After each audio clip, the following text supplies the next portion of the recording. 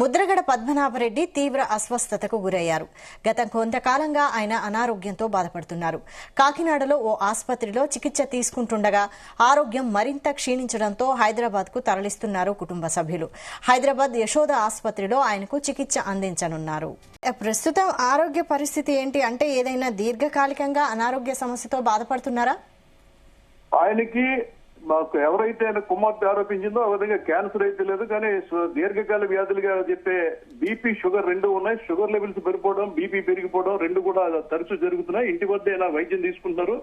తన కుమార్తె ఆరోపణలు కూడా సమాధానం చెప్పడం జరిగింది. నాకు తన కుమారుడు మామగారు కూడా మంచి వైద్యం ఇప్పిస్తున్నారు, నేను ట్రీట్మెంట్ తీసుకుంటున్నానని స్వయంగా చెప్పారు. అయితే ఆయన తీసుకున్న ట్రీట్మెంట్ ఖచ్చితంగా షుగర్ అదేవిధంగా బీపీకి సంబంధించింది. మొన్న 2 రోజుల నుంచి కూడా షుగర్ లెవెల్స్ పడిపోవడంతో అస్వస్థకు గురయ్యారు. ఒక దశలో కోమాకి వెళ్తారన్నంత భయంలో షుగర్ లెవెల్స్ పడిపోవడంతో ఆయన హుటాహుటిన కాకినాడ ఆసుపత్రికి మొన్న తీసుకెళ్లారు. నిన్న ఆసుపత్రిలో ఉన్నారు. ఇవాళ ఆయన పరిస్థితి కొంచెం తేడా రావడంతో ఆయన అక్కడ తీసుకెళ్లి ఏర్పాట్లు చేస్తున్నారు. ప్రస్తుతం అయితే షుగర్ లెవెల్స్ కంట్రోల్లో లేవని మాత్రమే వైద్యులు చెప్తున్నారు.